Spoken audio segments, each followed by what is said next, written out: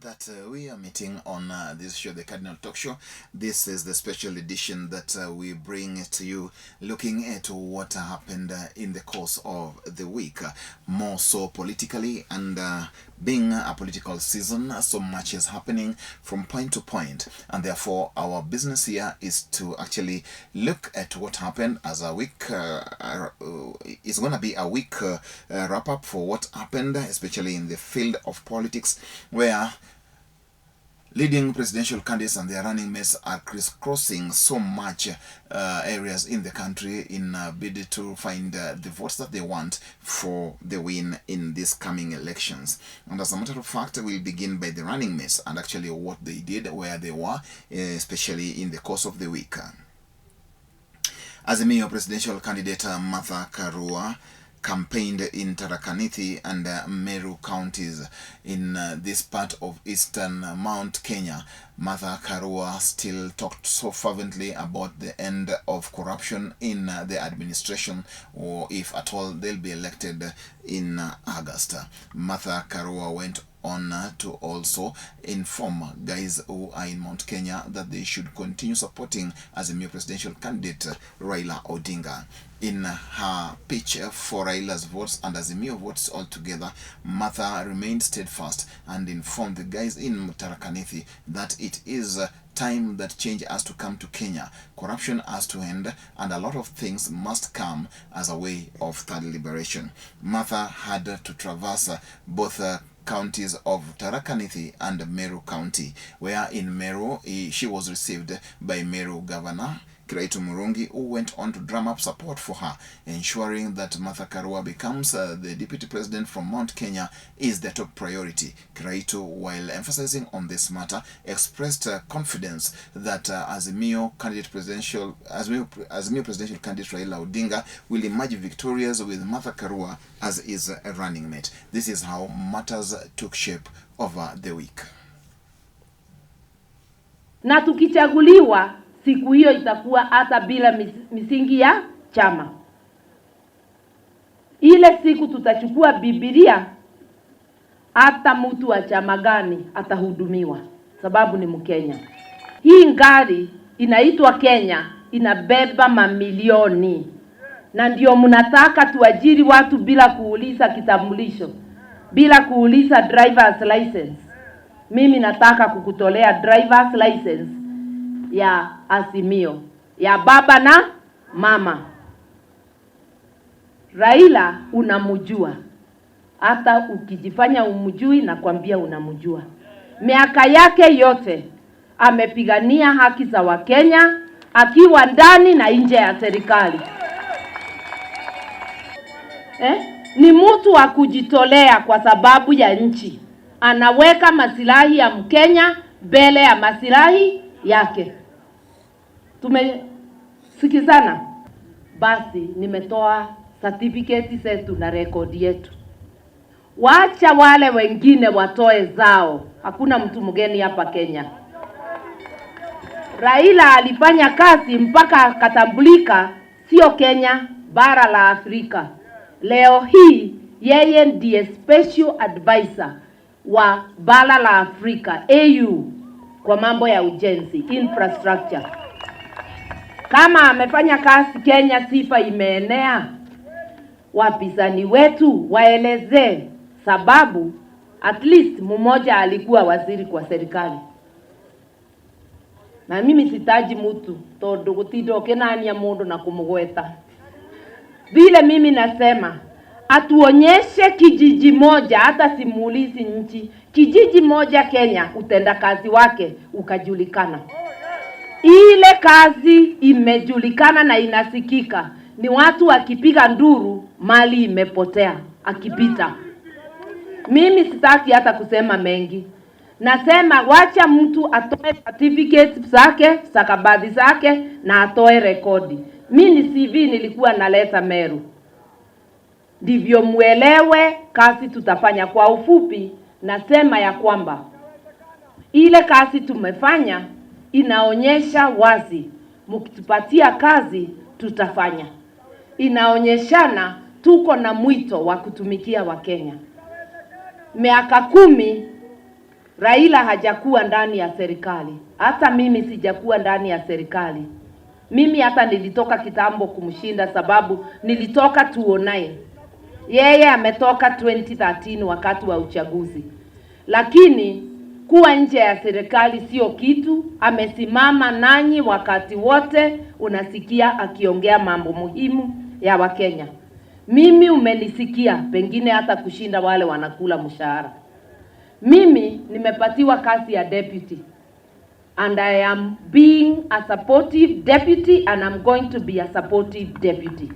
And I know very well ya kwamba niko na kinara. When you are deputy, you cannot also be the head.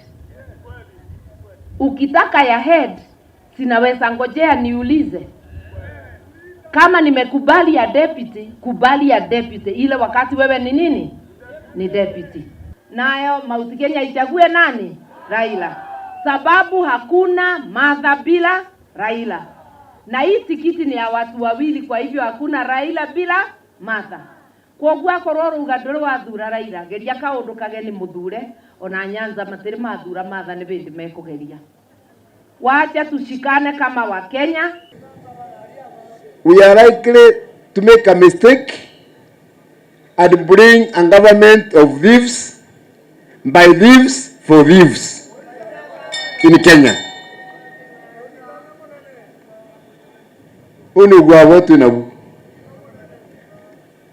So for me, Martha Karua is God sent.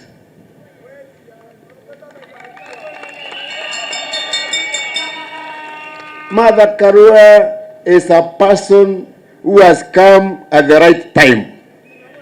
Martha Karua is the person in the right time at the right place. Na huyu ndio anakuja kuokoa Kenya. The mountain had become politically foggy. Na hatukuwa tunaona mbele vizuri.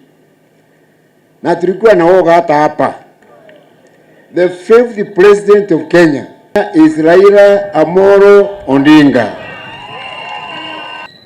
I'm not as foolish as I look.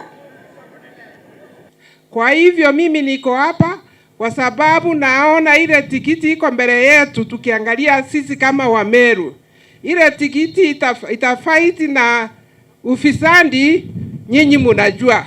Kwa hivyo mkitafuta Kenya Kwanza presidential running mate Rigathi Gachagua was in Kiambu this week. He toured Kiambu and also informed the people of Kiambu that it is time that they voted William Ruto as the president come August elections. Rigathi was accompanied by a number of leaders, mostly who want to be governors in that region. In his company, there was Moses Kuria, there was William Kabogo, and Kimani Wamatangi. All of them gearing up to succeed, or rather to take position of the present governor from Jubilee, Mr. Nyoro. All of them actually pitched their cases. However, at one point there was this tug of war between Wamatangi and Kabogo, where all of them were trying to angle themselves to talk, and it was a shouting match between the two leaders. A clear testament that the ground is very hostile for these candidates in their campaigns. However, Rigathi Gachagua came in and quelled that kind of noise, and they went on to pitch their cases. Rigathi Gachagua, when speaking to people in Kiambu, emphasized the fact that presidential candidate William Ruto is the best bet for this country and shall ensure that the people of the mountain are well taken care of. This is how Rigathi Gachagua and his tour of the Kiambu County fared on.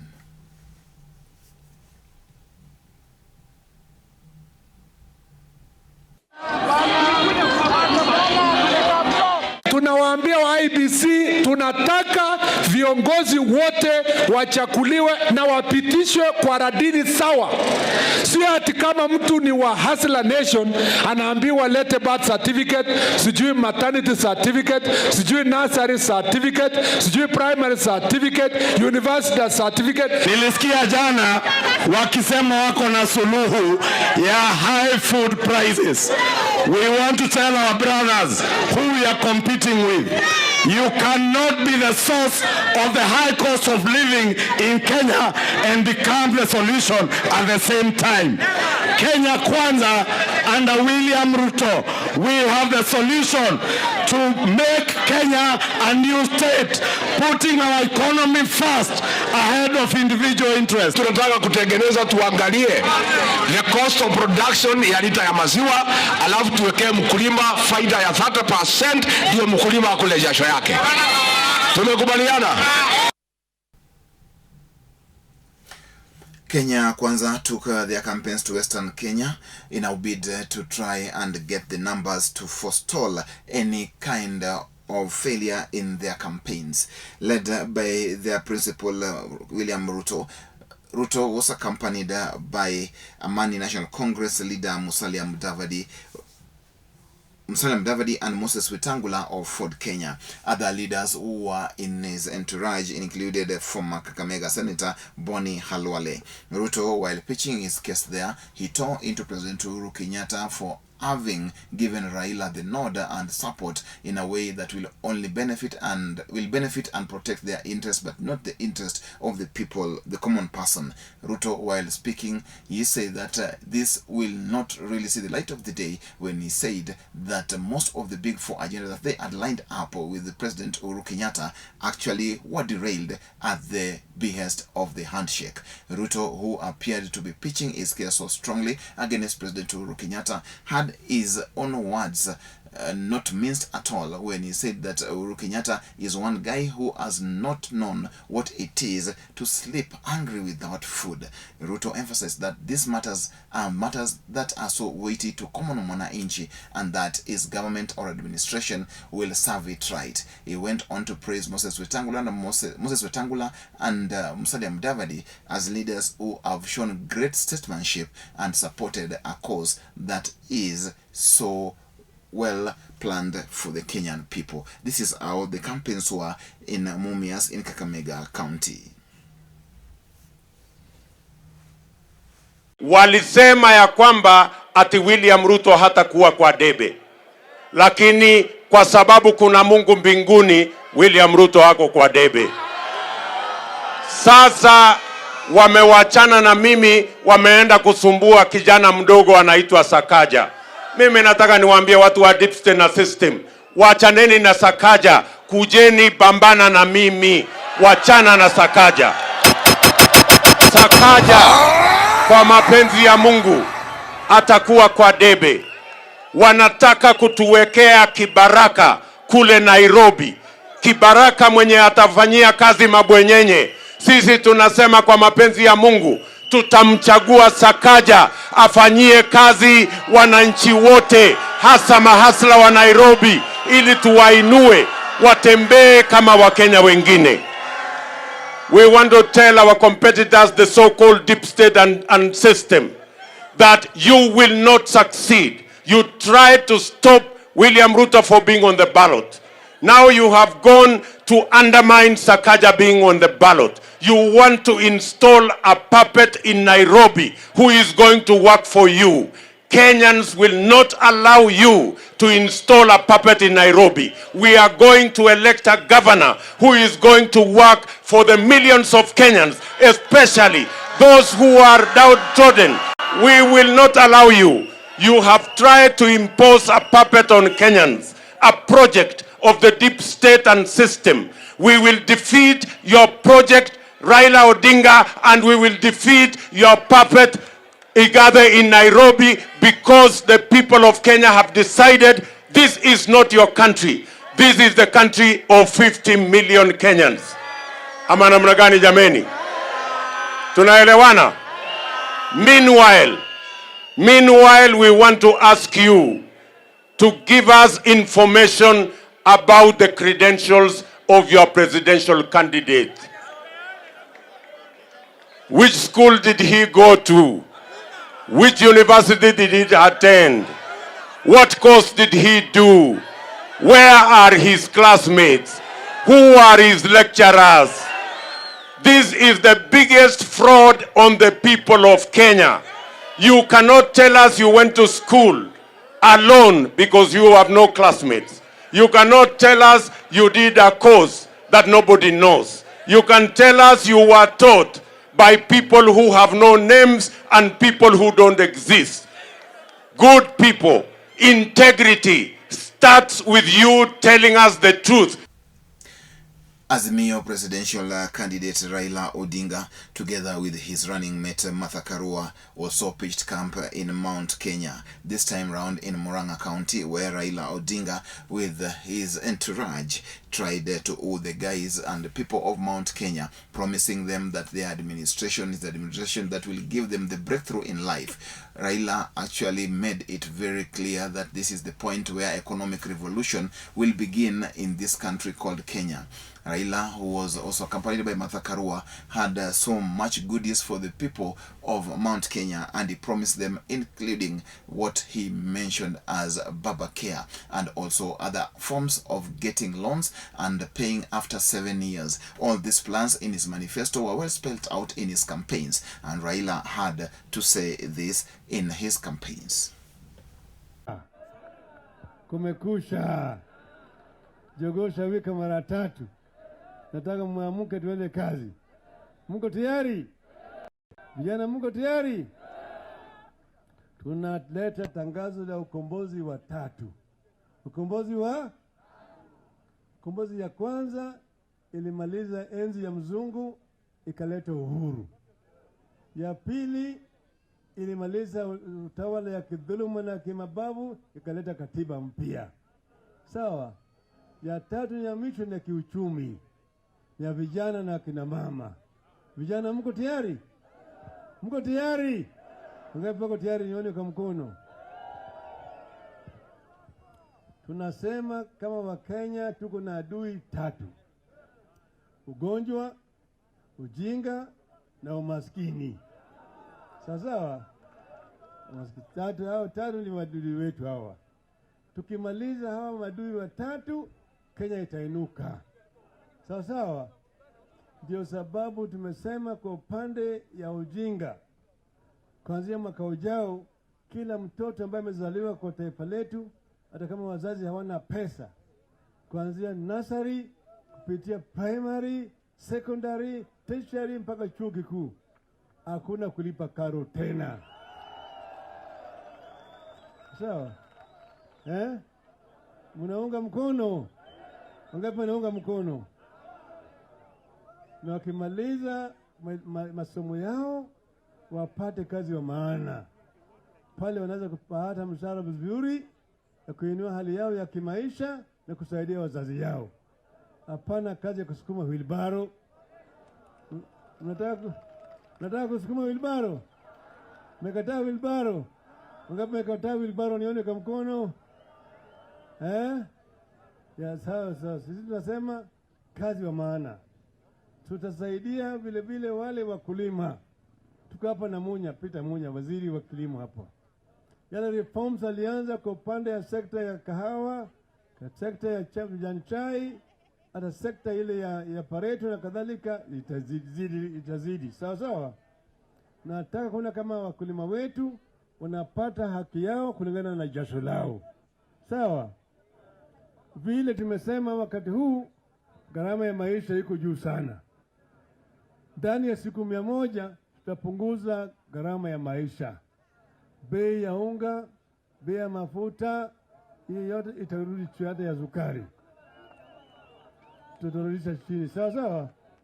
Sawa. Alafu vile vile tumesema wakulima tawasaidia kwa upande ya vifaa vya kilimo, kwa upande ya mbegu, kwa upande ya mbolea. Tutashusha gharama yake chini ili wakulima waweze kupata faida sawa. Upande ya miundo msingi ya barabara tutatengeneza. Maana hizi mabarabara ya Mau zilichorwa kama mimi nilikuwa waziri wa barabara na ujenzi. Sawa? Tutaendeleza ile kazi ambayo Uhuru ameanza. Sawa? Kwa upande mwingine tumesema ati wale ambao wanafanya biashara yao kibinafsi, jua kali, tutawasaidia kwa upande ya jitihada. Maana kuna wengine ambaye walianza kufanya kazi lakini hawakuwa na certificate ya shule. Sasa hawezi kupata kandarasi ya serikali. Tunaleta kitu inaitwa recognition of prior learning, jitihada ya shahada ya jitihada, ili kama unajua kazi ya kuchoma kama ile ya welding, ile ya mechanic, ile electrician, ile ya plumber, ingine ile ni seremala, mwingine ni mwashi na kadhalika, anapewa shahada, yeye anaweza kupata kandarasi ya serikali ili aweze kuinua hali yake ya kimaisha, sio apite kupitia kwa mkono ya wale mabwanyenye. Sawa? Hata watu wa bodaboda tuwasaidia kwa pesa, kwa ile pesa ambayo gharama yake si juu zaidi, wale watu wa bodaboda. Kwa hivyo tunataka kuinua hali ya watu wa chini waende juu, na wale maskini kabisa, jamii ambayo hawana mapato yoyote, tunaleta mpango unaitwa Social Protection Program. Kuanzia mwaka ujao, jamii hao watapata kutoka kwa serikali kila mwezi shilingi 6,000. Sawa? Sawa. Na wale wa mama.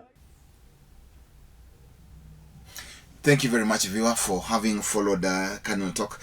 This is a special edition where we bring you happenings that actually took place in the political arena, where different political leaders and protagonists are squaring it out for this ultimate prize that is all expected on the 9th of August this year. Keep it here as we continue giving you more and more of these unfolding stories, because it is only at this very place that you can get them this very way that is being served to you. Thank you very much. Let's meet next time.